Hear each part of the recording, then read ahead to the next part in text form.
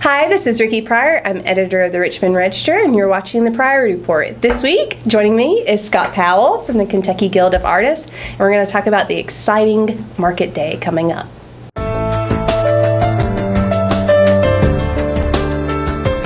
The Pryority Report is brought to you by Cumberland Valley National Bank. Trusted for banking, known for caring. Visit them at cvnb.com. Chenault Vineyards, a place to create beautiful experiences. Visit them online at chenaultvineyards.com. Shelter Insurance, Ashley Kovaleski. Give her a call, 859-624-0883, located 112 Big Hill Avenue in Richmond. And kymedia.net.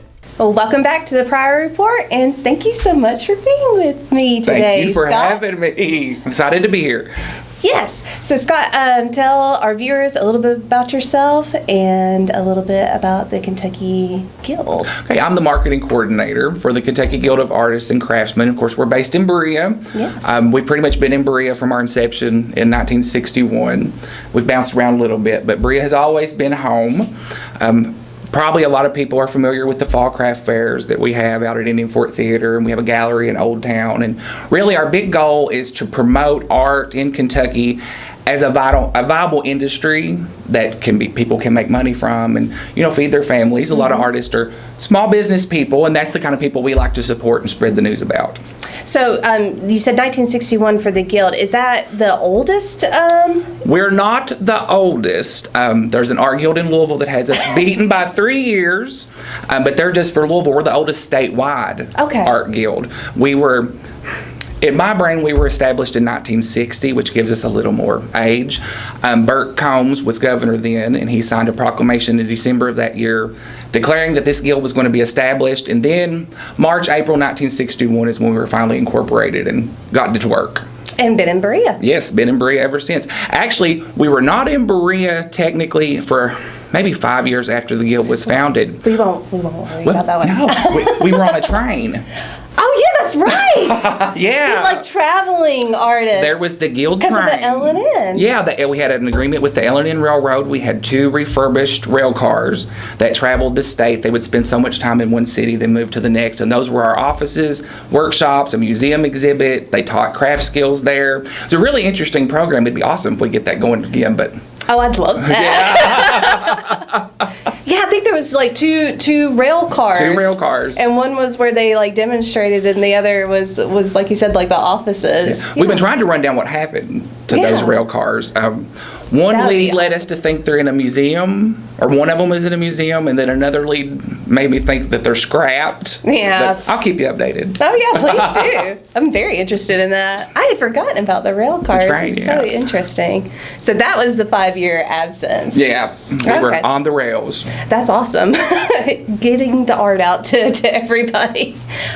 So for viewers that don't know, could you kind of explain the Guild and its purpose? The Guild. Really, like I said, our main goal is to promote art and craft as a viable industry in Kentucky. The real thing I think that gets lost with the Guild and with the arts is the skills that the artists use to create their art. That translates into industry, that translates into anything.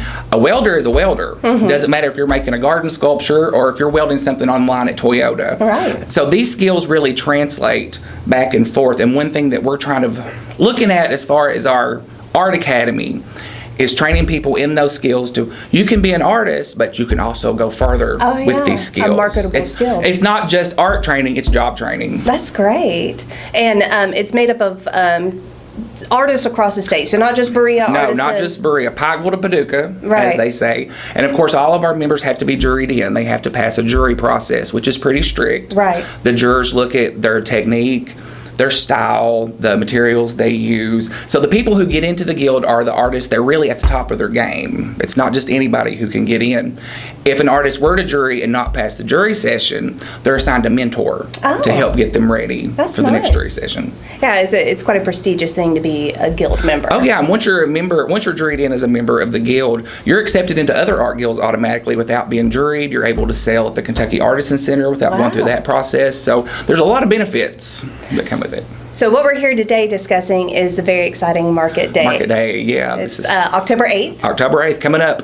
And when we were discussing this previously, I love the fact that you said that it was getting back to the roots. It really is, and I'm all about that kind of thing. I've been doing a lot of digging into our roots and seeing where we come from and what we need to go back to.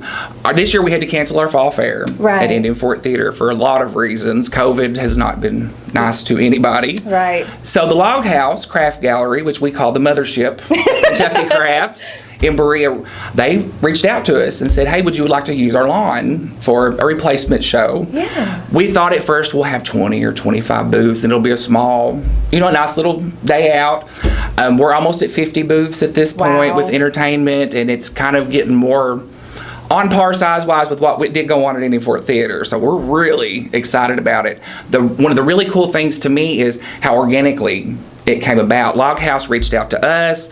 Somehow we wound up in a conversation with the Sheltoe Guild in Somerset. A whole lot of their members are coming to set up. Different people reached out, hey, I can provide this for the day.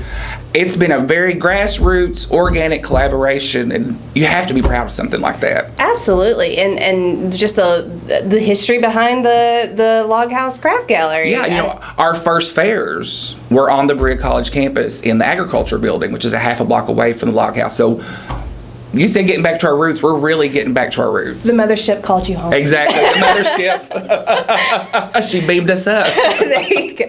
So it's October 8th. When is the start time for that? 10 a.m. to 6 p.m. There is no admission. Okay. Everything is free. We'll have, there's several parking lots in the area that we're using. The one on Center Street, which is kind of small. We have the Seabury parking lot. There will be plenty of signs, parking map posted on Facebook, and so nobody has to walk up that big hill from Seabury. We will have shuttles to get you up to the Log House. Excellent. Yeah. That is a big hill. Yeah. I had been to graduations, and that's quite the hike sometimes. It's good to get in there and sit down after that walk. It's like, all right, get the caps and gowns, let's go. But talking about the kind of vendors that are there, you're also doing, for some involvement, if you attend it, you can also be involved in a voting, right? Yes, we're having a contest. We're letting the people who attend the fair vote on which booth has the best fall decorations, because we really want this to be a celebration of fall as much as it's a celebration of art, because in Kentucky we love fall. Oh gosh, we love fall. Best season here. Yeah. That's why I moved here. Where I'm from, we didn't have fall. Oh Lord, I couldn't live that way. It's just summer, winter, back to summer. I couldn't do that. Get like 2 weeks of winter and then that's it. Fall is like 1/2 of an afternoon. No. Fall's hit me too early this year, I think. This cold's got me shook. I'm all sweatered up. It's like, I will not be cold. Love fall, but I don't like being cold. But that's great. So, I love the fact that you guys are able to have another market day. I've been to the guild fairs at the Indian Fort Theater, and they were always amazing, especially where you have all the artists from around Kentucky that are coming in and a variety. We have a big variety. There are a lot of quilters. Speaking of fall, we have several quilters coming to this thing, and I'm pretty excited about that because it's the time of year for quilts. It's when you start thinking about that. And I dug mine out last night for the first time and turned the heat on, because I thought once you turn the heat on, it's on and it's cold. But I broke down last night, but it was nice getting the quilt back out of the closet. Oh, that's great. That's an interesting craft too. That it's got such a long history in Appalachia. I'm not artsy. And that's the weird thing. Make a quilt? I can't make a quilt. I can wrap up in one. It's weird living in Berea because, and I grew up in Berea, pretty much from jump, and you can't help but learn some things about art from living there just through osmosis. Yeah. Just being there and absorbing it in. And I think that's helped a lot with me with the guild, where I'm not a creator. I do good to make ice in the freezer. And it's really good that I've been able to grow up there and see kind of how things work and be able to help the artists, because that's really why I wanted to be with the guild. Right. I was about to ask, was that kind of just being, have you always kind of been that way and got connected with the guild and promoting artists? I have a lot of respect for artists for a lot of reasons. I know they work hard. A lot of times they're underappreciated. Mm-hmm. People don't get what all goes into a piece of art. And I know that sometimes I can't afford some of the art that I want to help the artists by buying their things, but by working for the guild and marketing and trying to get the word out, that's how I can do my part when I can't afford the quilt that I want or something like that. Right. Well, and market days like this are also great opportunities for artists to sell and get income and get new customers that they're not introduced to. So. And networking between the artists. I think people don't quite understand what goes on behind the scenes at a show like that when the artists are networking and they collaborate on different projects. And we have the Rocks for Socks group in Berea is coming to set up. Oh, great. And I thought, we have so many jewelry makers there, and that's a good way to connect them with another resource for gemstones and that sort of thing. My dad always said it takes a whole sack of flour to make a great big biscuit. And I've been thinking about that a lot when planning this festival because it is taking the members of the community, the board members, everybody's coming together to put this. We're going to have a big biscuit. We're going to have a big biscuit on the 8th. Well, the attendees need to bring the butter. Exactly. Yeah. Well, that's great. Anything else you can tell us about that day or any of the plans? Now, one of the things that I think is really interesting and people should take advantage of is Berea College Student Crafts is offering free tours of their facilities that day. We are an educational nonprofit, and that's one thing we're really starting to push is the educational arm of what we do. So we want people to go in and see the process of how things are made, and even hear how, hey, like I said, you can weld a garden sculpture, or you can put together a Toyota Camry. Right. Those skills translate. So one thing we're trying to do with this and other events going forward is to push that educational aspect, that hands-on aspect, so people can actually get their hands dirty. We're having a free printmaking booth on the 8th, so people will be able to try that, and we just drew in a new printmaker. So he's going to be set up at this show, so there's kind of a tie in there as well. Oh, great. Well, welcome to the Guild. Yeah. Go teach. For real. That's awesome. And like I said, the Log House Craft Gallery is going to be right there, so you can shop to your heart's content. Get there, and there's all the shops on College Square. Yeah. You've got the Tailless Dog Bookstore right there behind the Log House. Everybody knows Papolino's. Right. It's going to be right around the corner. Then you've got everything down in Old Town on North Broadway. So it can be a really, really good day out in Berea, but when is it not? Yeah. A good day out in Berea. That's true. That's true. But I love the fact that this is coming back, so that's very exciting. I know you're hyped. I'm hyped. I'm stressed, but I'm hyped. We got one more week. Yeah, one more week. One more week, and that big biscuit's going to come out of the oven. Well, great. Free to attend, so it's on Saturday. So come out to Berea, support our Kentucky artists and learn. Yeah, learn all about it, because you never know when something might spark an interest in you. That's true. Yeah, I love to learn. I love to watch it. Those learn shops in Berea, they're so successful too. I spend so much money. Like, I know how to do this now, but I don't have the materials.